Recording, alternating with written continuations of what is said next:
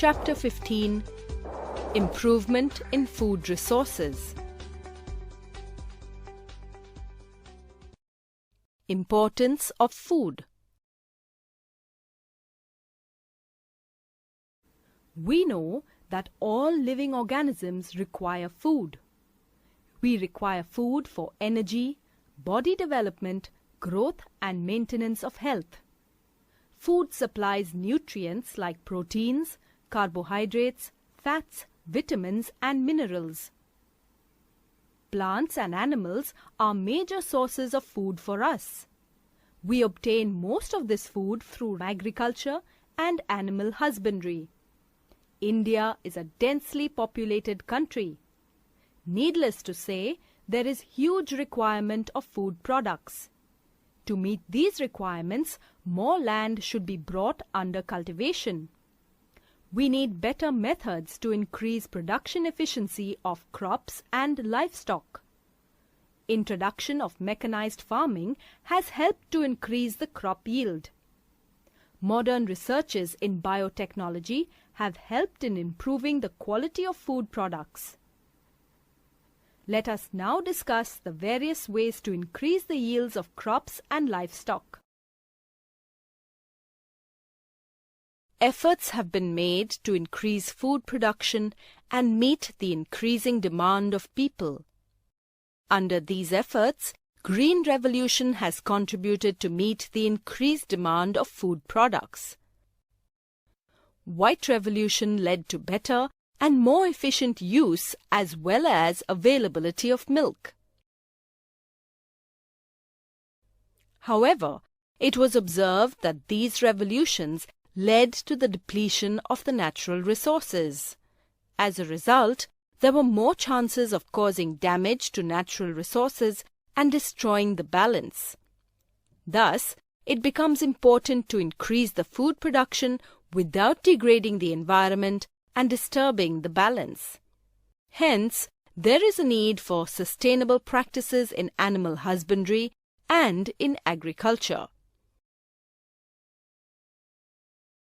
However, increasing the crop or grain production and storing it in warehouse does not solve the problem of malnutrition and hunger, because people should have money to purchase the food. Food security depends on the availability of food and access to it. In our country, most of the people are dependent on agriculture for their livelihood. Thus, it becomes necessary to increase the income of people working in agriculture industry. Scientific management practices should be followed to obtain high yields from farms. This practices includes mixed farming, intercropping, and integrated farming practices like combination of agriculture with livestock or poultry. Let us now study to understand how we can increase the yields of crops and livestock. Improvement in crop yields. Plants are the main source of food. Thus, it is necessary to increase the production of crops to meet the food requirements. Nature has given us the gift of a variety of food crops. Cereals, example wheat, rice, maize, millets, sorghum, etc., provide us with carbohydrates. Pulses, examples are gram, pea, black gram, green gram, pigeon pea, lentil, etc., provide us with proteins.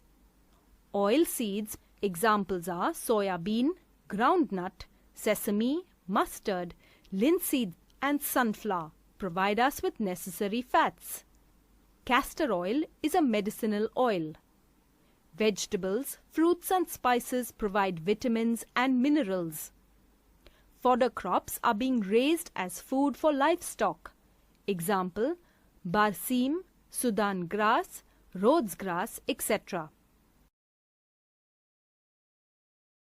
Different crops require different climatic conditions, temperature, and photoperiod for growth and completion of their life cycle. photoperiod refers to the duration of sunlight. Plants and flowering plants are dependent on sunlight as they prepare their own food through the process of photosynthesis. Some of the crops are season-specific, that is, they are grown in a particular season. Some crops grow in rainy season. Such crops grow from the month of June to October and are called kharif crops. Paddy, pigeon pea, maize, cotton, black gram and green gram are examples of kharif crops. There are few crops which grow in winter season. Such crops are called rabi crops and they grow from November to April. Wheat, gram, mustard, pea and linseed are examples of rabi crops. In India, there has been increase in the food production by 4 times from 1952 to 2010, with only 25% increase in the cultivable land area. Do you know how this increase in production has been achieved? It has been achieved by practicing different farming techniques. Farming practices can be divided into 3 stages. The first stage comprises of selection of seeds for planting. The next step is to nurture the crop plants, and the final stage is to protect the growing crop and the harvested crop from loss. Crop yields can be increased by crop variety improvement, that is, using better variety of seeds. Crop production improvement, that is, taking better care of the crop plants. Crop protection management, that is, protecting crops before and after harvesting. Crop variety improvement. Crop variety improvement depends on finding a crop variety that can give a good yield. Characteristics like disease resistance, response to fertilizers, product quality, and high yields are taken into consideration when selecting a variety or strain of crop. Another way of incorporating desirable characters into crop varieties is by hybridization. Hybridization is a technique wherein crossing of 2 dissimilar plants is carried out on a genetic level to obtain the variety of the desired crop. Hybridization is of 3 different types. Intervarietal, that is, crossing between different varieties of plants but of same species. Interspecific, that is, crossing between 2 different species of plants but of same genus. And intergeneric, that is, cross-breeding between 2 plants belonging to 2 different genera. Another way of improving the strains of crops is by introducing a gene that would provide the desired characteristic. This method results in production of genetically modified crops. These different methods of improving the variety of crops can only be useful when the crops of new varieties produce high yield under different conditions in different places. Farmers need to be provided with good quality seeds of a particular variety, that is, the seeds should be of same variety and germinate under same conditions. Cultivation practices and crop yield are related to factors such as weather, soil quality, and availability of water. Weather conditions such as drought and flood situations are unpredictable. Hence, it is necessary to cultivate crop varieties that can be grown in diverse climatic conditions and also crop varieties that can tolerate high soil salinity.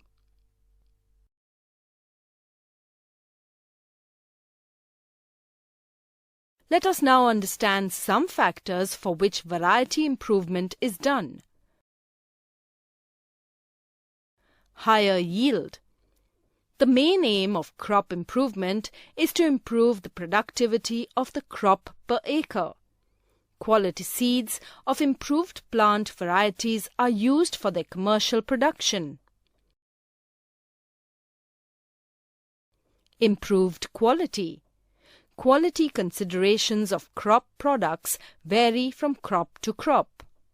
Characteristics such as quality of protein in pulses, quality of oil in oil seeds, baking quality in wheat, and preserving quality in fruits and vegetables are important. Biotic and abiotic resistance.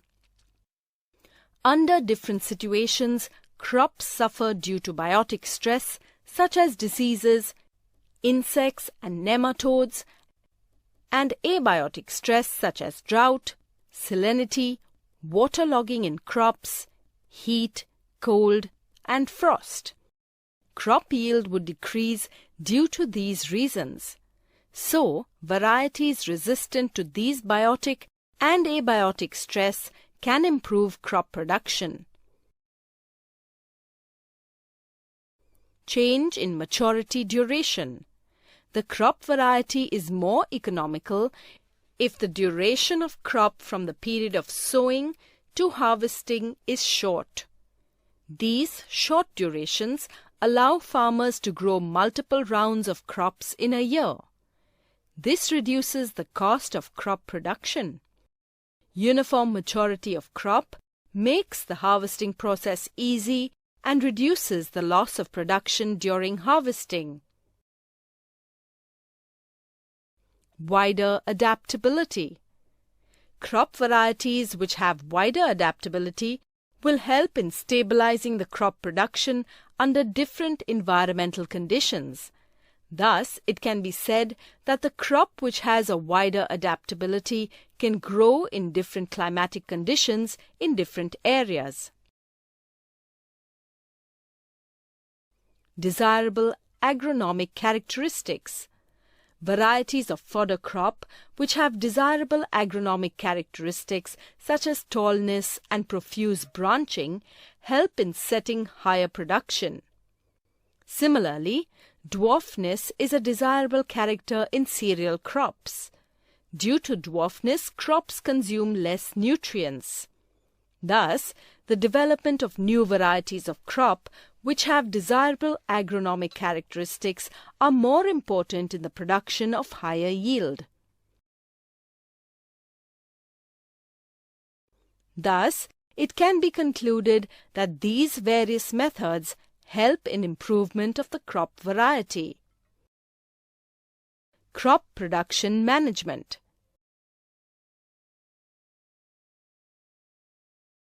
India is an agricultural-based country. Farming ranges from small to very large farms. Farmers have land, money, and access to information and technology. Thus, it can be said that money or financial conditions allow farmers to take up different farming practices and agricultural technologies. Good yield and higher inputs are related to each other. The farmer's purchasing capacity for inputs decides the cropping system and production practices. Therefore, production practices include no-cost production, low-cost production, and high-cost production. Let us now study the different techniques of crop production management. Nutrient management. As we require minerals for healthy growth, plants too require certain minerals for their proper growth. While a plant can make proteins, carbohydrates, vitamins, enzymes, and other compounds, it cannot create a mineral. These minerals are known as nutrients. Plants need nearly 16 essential nutrients. From where do these nutrients come? Air, water, and soil supply the necessary nutrients. On the basis of quantities required for plant growth, nutrients are classified as macronutrients and micronutrients. Macronutrients are nutrients required by the plant in large quantities.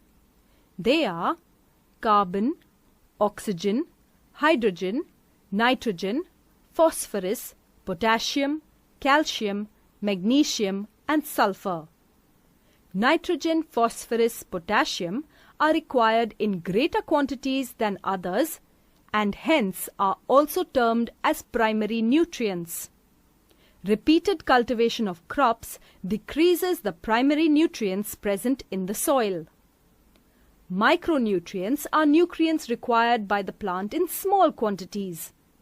They are iron, chlorine, manganese, boron, zinc, copper, and molybdenum. Deficiency of nutrients. Soils that were once rich with life-sustaining nutrients show deficiency of nutrients, for they have been drawn from the soil by the repeated cultivation of crops, plants, and trees.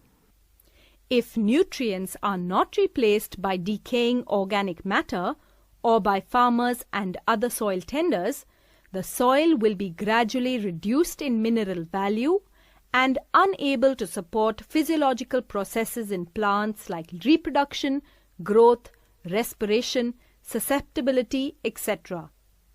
To overcome this problem of deficiency and to increase the yield, soil can be enriched by supplying these nutrients in the form of manure and fertilizers.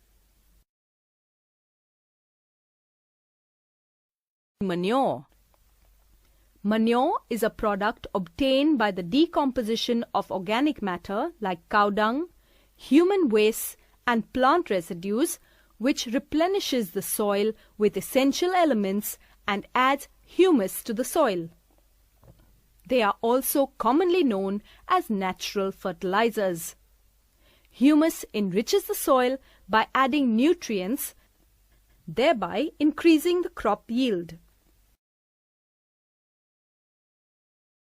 Manures enrich soil with nutrients and make it fertile. Since manure contains nutrients in small quantities, they are needed to be given in large quantities. The manure adds organic matter to the soil, which helps in improving the soil structure. This increases the water holding capacity in sandy soil. The large quantity of organic matter help in drainage and in avoiding waterlogging in clayey soils. As manures are made from animal excreta and plant waste, they are considered as biological waste. They help in recycling farm waste. On the basis of kind of biological material used, manures can be classified as compost and vermicompost and green manure. Compost and vermicompost. The process where farm waste material like animal excreta, vegetable waste, domestic waste, sewage waste, straw, weeds, etc. is decomposed in a pit is called composting. The manure so formed is called compost. The compost formed is rich in organic matter and nutrients. Compost can also be prepared with the help of earthworms. Earthworms speed up the process of decomposition of plants and animal residue. The compost formed by this process is called vermicompost. Green manure.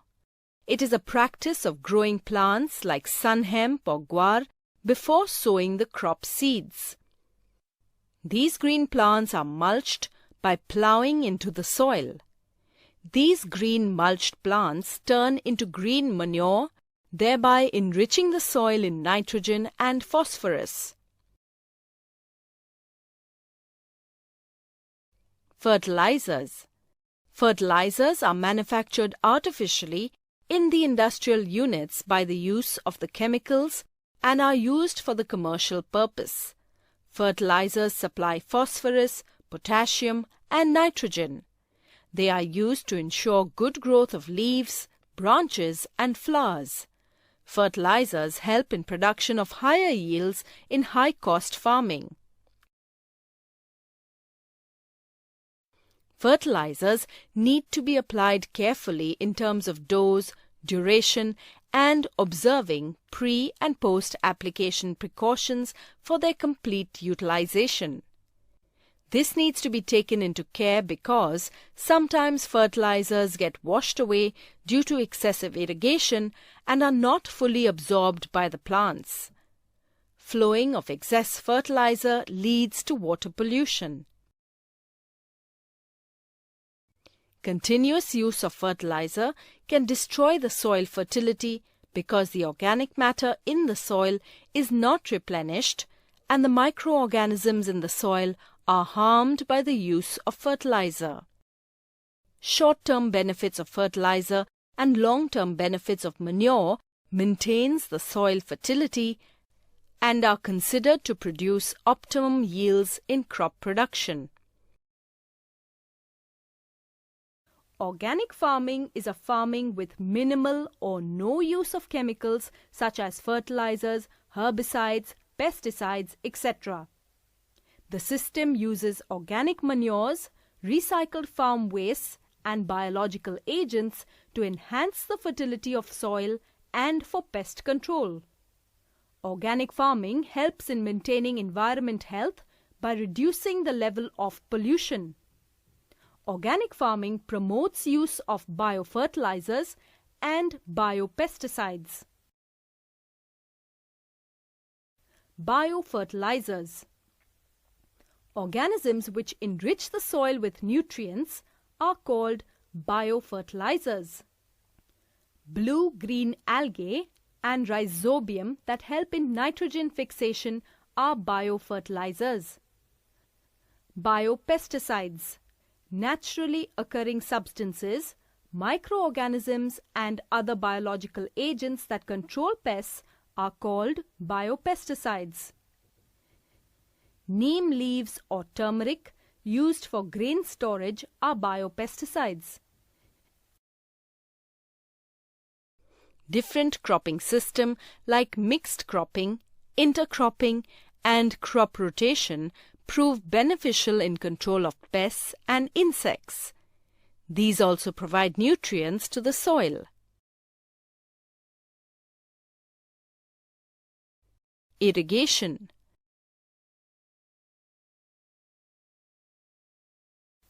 For the proper growth and large-scale production of crops, regular and adequate supply of water is essential. This supply is made through rainfall and irrigation. Due to the seasonal nature of rainfall, its irregularity and variability in amount, adequate supply of water is not available in all parts of the country. Poor monsoons also cause crop failure.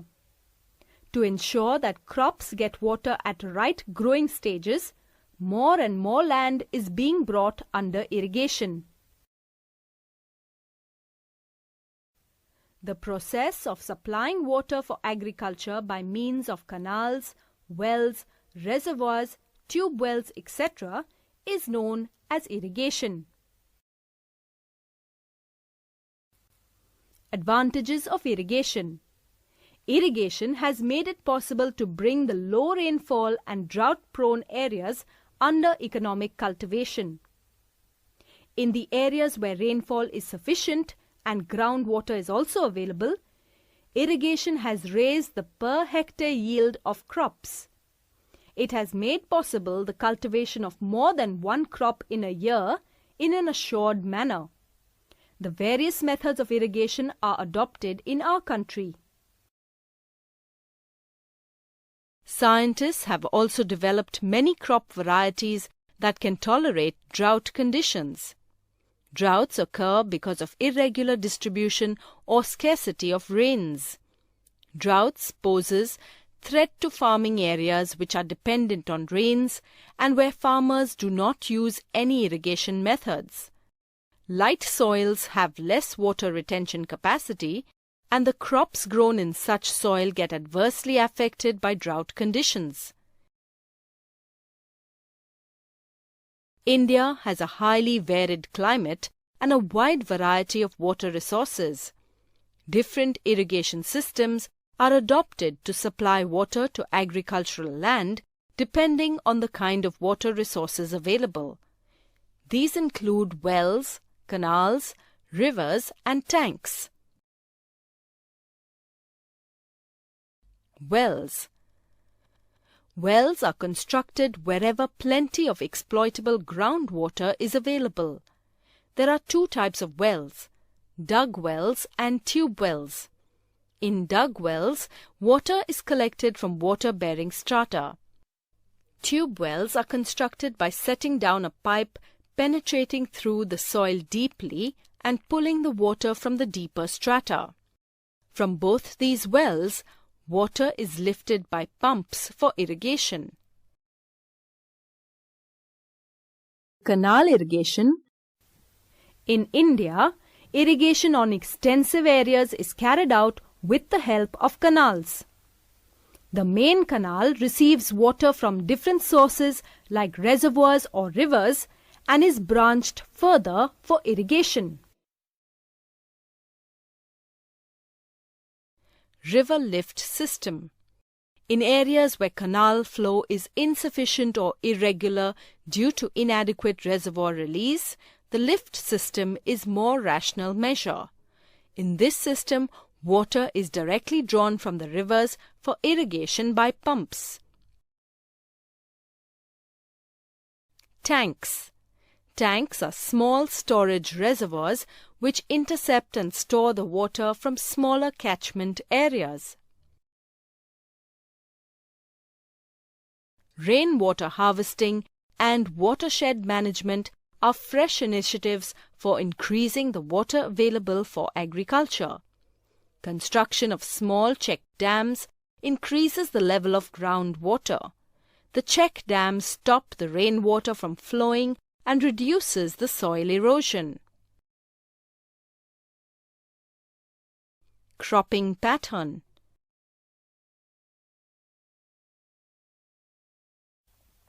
A variety of cropping patterns are adopted for growing crops to achieve maximum benefit.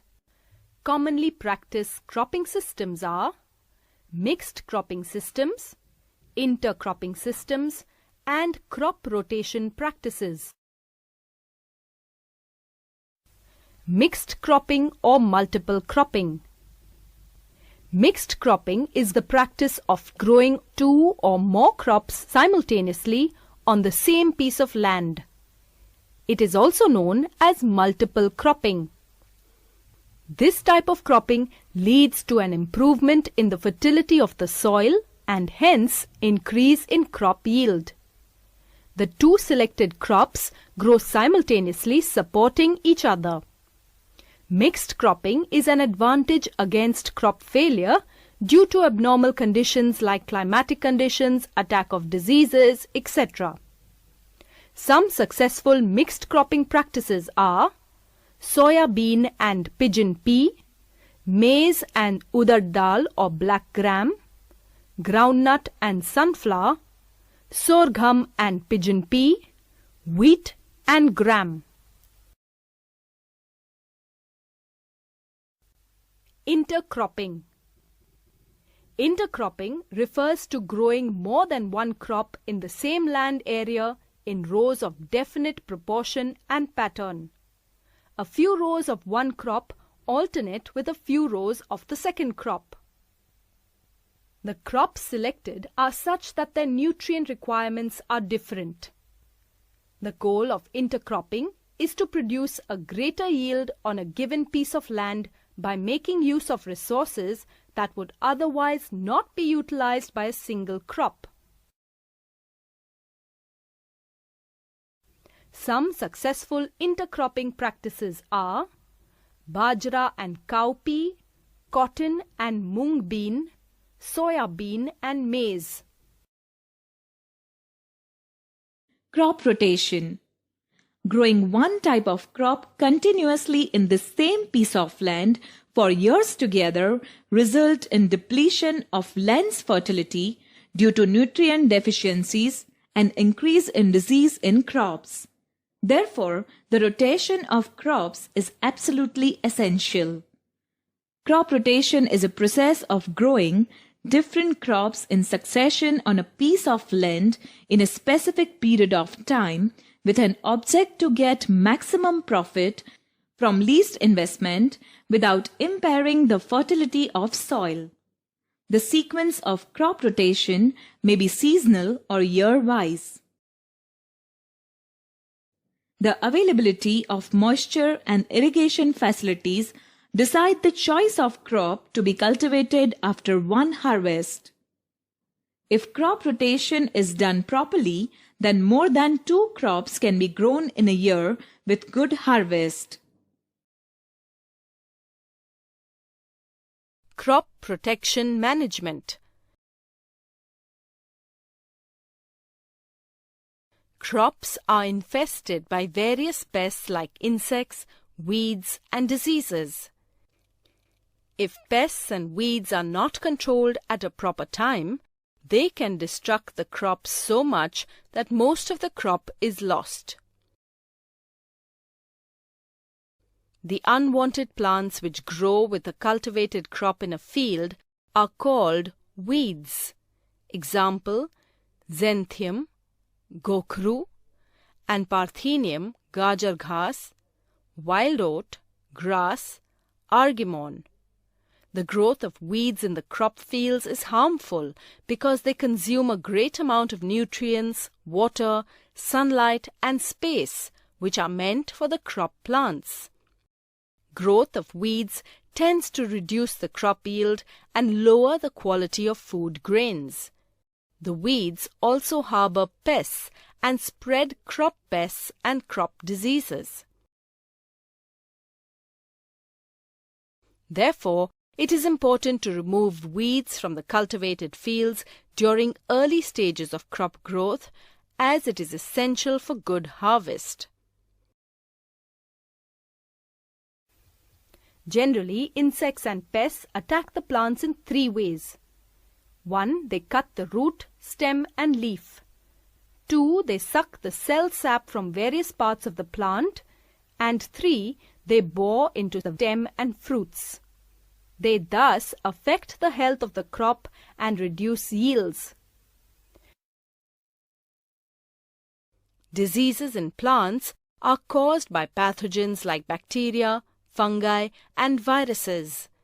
These pathogens can be present in soil, water, and air. They are transmitted to crop plants through soil, water, and air.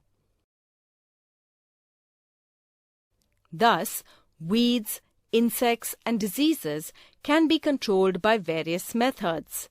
Spraying pesticides is one of the most common methods used to control weeds. Pesticides include herbicides, insecticides, and fungicides. The chemicals are sprayed on infected crop plants or used on seeds and soil.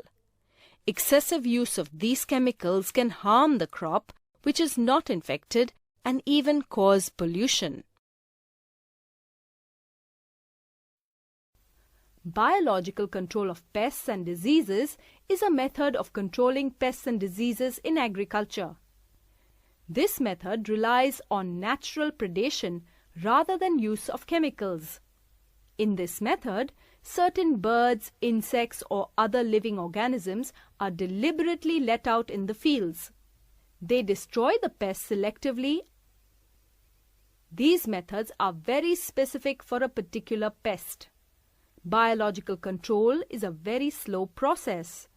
There is less danger of impact on environment and water quality. Weeds can also be controlled mechanically. The pulling of weeds is the best physical method of their control. Other preventive methods, such as proper seed bed preparation, sowing of crops, intercropping, and crop rotation help in weed control. Use of pest-resistant varieties and summer ploughing are measures to control the pests.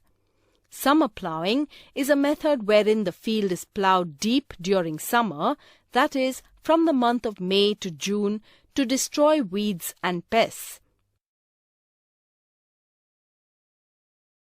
Storage of grains. Besides crop production, storage of grains is the important phase of good crop management. Storage losses in agricultural production can be very high. Factors responsible for damage during storage include biotic factors and abiotic factors. Biotic factors. Biotic factors include rodents, birds and animals, insects, certain worms and microbes, that is bacteria and fungus, and action of enzymes. Abiotic factors. Abiotic factors include temperature, moisture content of the food, and humidity of the surroundings. These factors cause quality degradation, weight loss, poor germinability, and discoloration, leading to poor marketability. These factors can be prevented by proper treatment and by systematic management of warehouses. Control measures are used before the grains are stored for future use. These preventive measures include cleaning of produce before storage, drying of food grains first in sunlight and then in shade. Fumigation and using chemicals are ways to kill pests. Animal husbandry.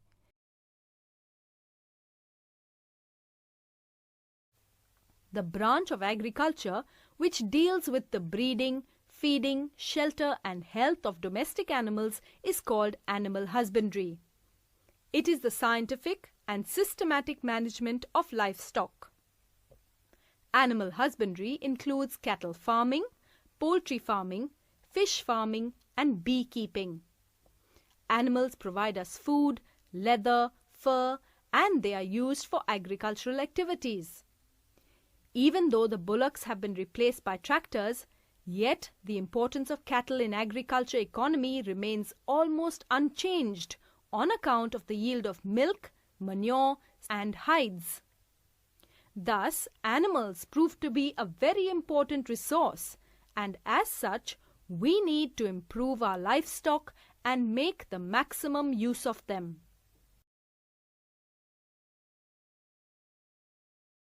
Cattle farming.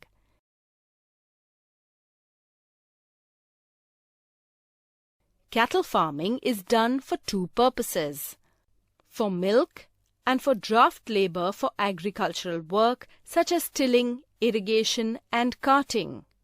Indian cattle belongs to two different species. Bos indicus means cow. Bos bubalis means buffalo. Milk-producing female cattle are called milch animals, while the male cattle used for farm labor are called draft animals. Milk production by cows depends on the lactation period. Lactation period is the period after the birth of the calf. Thus, milk production can be increased by increasing the lactation period. This can be artificially achieved by the process of breeding. Let us understand the process of breeding. Breeding means to reproduce. In case of animals, breeding is done to obtain animals with desired characters. For instance, breeding can be done to obtain high-yielding and disease-resistant varieties. Two individuals of desirable characters can be selected as parents. These are then crossed to obtain new breeds of animals called as hybrid varieties. They are high-yielding and have tremendous resistance to disease. For example, an Indian cow can give only 5 to 6 liters milk per day. By crossbreeding, we can get breeds of cow which produces 10 to 12 liters milk per day. For example, exotic or foreign breeds like Jersey, Brown Swiss have long lactation period, whereas local breeds like Red Sindhi and Sahiwal show excellent resistance to diseases. Thus, when either of the foreign breeds are crossbred with the local breed, the desired qualities are achieved. The animals produced will show both the characteristics of high lactation period and would be disease resistant. Hence, it can be said that breeding is a very helpful technique. Proper shelter and cleaning facilities should be available for the cattle, as this ensures the better health of animals and helps in production of clean milk as well. Animals require regular bathing and brushing so as to remove the dirt and loose hair. The cattle shed should have proper roofs and should be well ventilated. A well-planned shed protects the animals from rain, cold and heat. Cattle shed should be on high ground. It should be with proper slope or tilted, which will allow the water to drain away easily, thereby keeping the place dry and helps to facilitate cleaning. Sufficient place should be kept so that animals can move comfortably. The food requirement of dairy animals are of two types. A. Maintenance requirement. Maintenance requirement includes the food required to fulfill the physiological activities and support the animals to live a healthy life. B. Milk producing requirement. Milk producing requirement includes the type of food required by milch animals during the lactation period. The feed of cattle includes roughage and concentrates. The roughage consists of mainly fiber, which includes natural green plants, fodder and pulses. Concentrates have low fiber contents and contains relatively high proteins and other nutrients. The amount of food given to an animal during 24 hours period is called ration. A balanced ration containing all nutrients in proportionate amount is given to cattle. Besides roughage and concentrates, certain additional components containing minerals and micronutrients are also given to milch animals. These additional components promote the growth of animals, increase the capacity of milk production, and provide protection against diseases. Domesticated dairy animals suffer from a number of infectious diseases which can hamper milk production and sometimes prove to be fatal. The diseases of the cattle are caused mainly by microorganisms like bacteria, virus or fungi, or maybe sometimes due to the attack of parasites. Parasitic diseases are caused because of parasites which may be internal as well as external. The external parasites like fleas, lice, ticks, mites cause skin diseases. The internal parasites like worms, flukes cause stomach, intestine and liver diseases. Most of these diseases can be prevented by proper sanitation, controlled diet, proper housing and also by vaccinating the animals against these diseases at the proper time and age. Poultry farming. The rearing of domestic fowls like chicken, hens and ducks to obtain eggs and meat as a source of food is known as poultry farming. Poultry farming targets egg production and broiler production for chicken meat. Two varieties of birds are reared in a poultry: layers for laying eggs, broilers for meat. Various cross-breeding programs are undertaken to develop new varieties of breeds. the Indian breed called Asil and foreign breed Leghorn are crossed for variety improvement with desirable traits. These desirable traits are: 1. The new breed should be able to produce more number of chicks of good quality. 2. The broiler parent should be dwarfed for the commercial chick production. 3. The breed produced should be able to tolerate high temperature, that is, it should have summer adaptation capacity. 4. The breed should require less maintenance. 5. The breed produced should be smaller in size with the ability to use more fibrous, cheaper diets formulated using agricultural byproducts. Egg and broiler production. Broiler chickens should be fed with vitamin-rich food for good growth rate and better feed efficiency. Care should be taken to avoid mortality and to maintain feathering and carcass quality. The chickens are produced as broilers and sent to market for meat purposes. Good management practices are important for good production of poultry birds. These practices include maintenance of temperature and hygienic conditions in housing and poultry feed.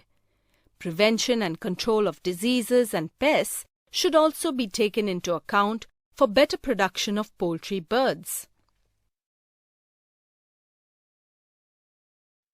The housing, nutritional, and environmental requirements of broilers are different from those of egg layers.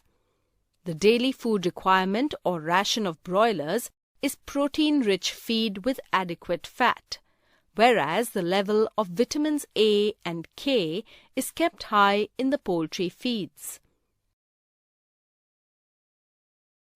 Fowls suffer from diseases caused by bacteria, viruses, fungi, and parasites, and also diseases caused by nutritional deficiencies in their food. It is necessary that poultry keepers should always be careful against diseases. They should maintain proper cleaning and sanitation of poultry house regularly. The mortality of fowls can be controlled by providing protection against infectious diseases through appropriate vaccination during an outbreak of diseases. Pisciculture or fish farming.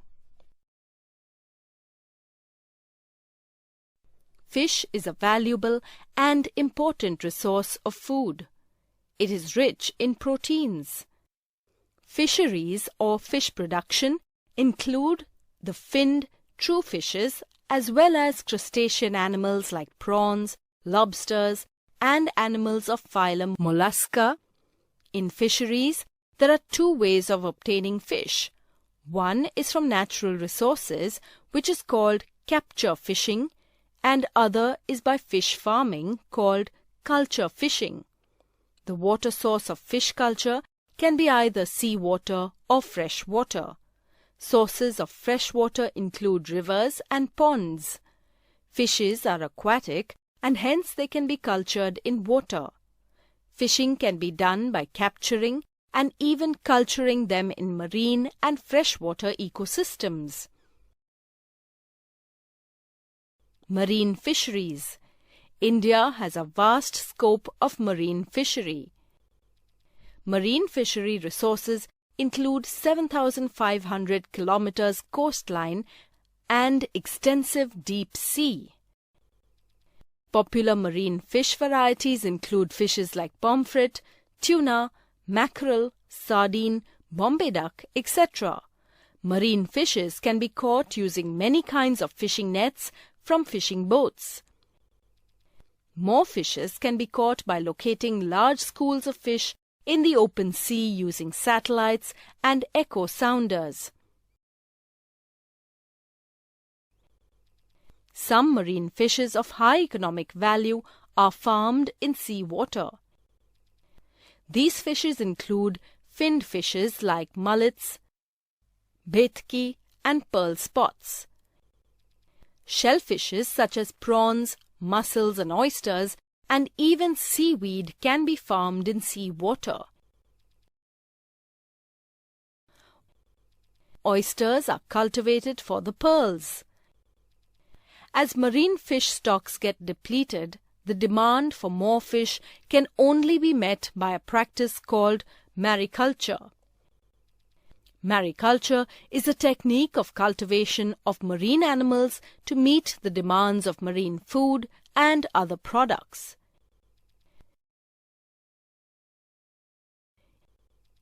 Inland fisheries. Inland fisheries deals with the freshwater and brackish water fisheries. Freshwater resources include ponds, canals, reservoirs and rivers. Brackish water resources are those where seawater and freshwater meet. Estuaries and lagoons are examples of brackish water resources. Capturing of fish is carried out in such inland water bodies, but the yield is not high. Most of the fish production from these resources is through pisciculture.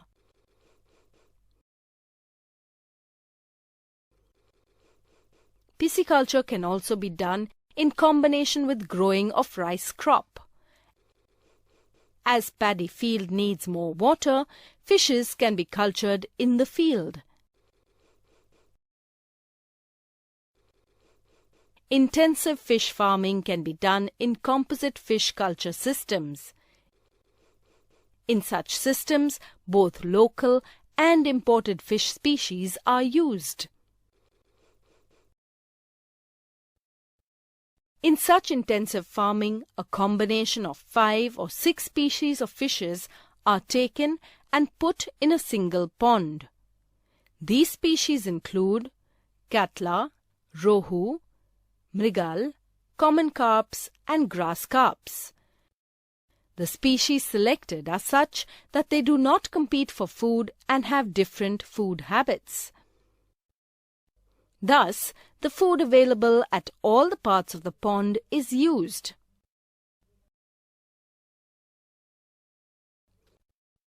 For example, katlas are surface feeders. Rohus feed in the middle zone of the pond. Mrigals and common carps are bottom feeders, and grass carps feed on weeds. These species, when put together in a pond, can use all the food in the pond without competing with each other for food. Thus, this increases the fish yield from the pond.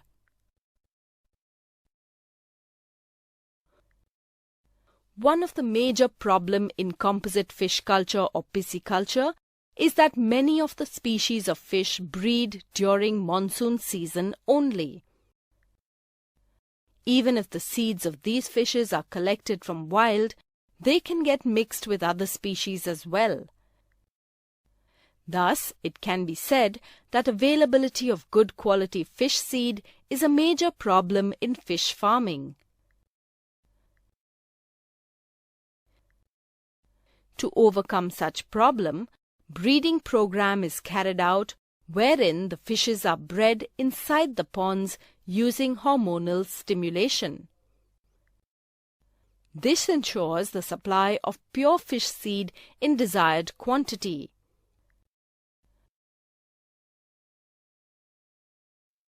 Apiculture or beekeeping.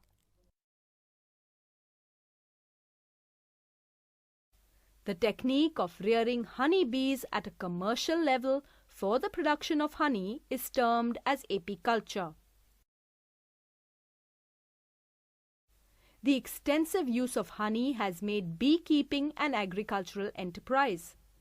It requires very low investments, so farmers use it as a source of additional income. Another useful substance obtained from bees is the bee wax. It is used in the manufacturing of candles and in various medicinal preparations. For commercial production of honey, bee farms or apiaries are established. The local varieties of bees used for commercial honey production are Apis cerana, commonly known as the Indian bee, Apis dorsata, the rock bee, and Apis florae, the little bee. Besides this, an Italian bee variety, Apis mellifera, has also been brought to increase yield of honey. The Italian bees have high capacity of collecting honey. They sting less and can stay in a given beehive for a longer period of time. These bees can breed very well.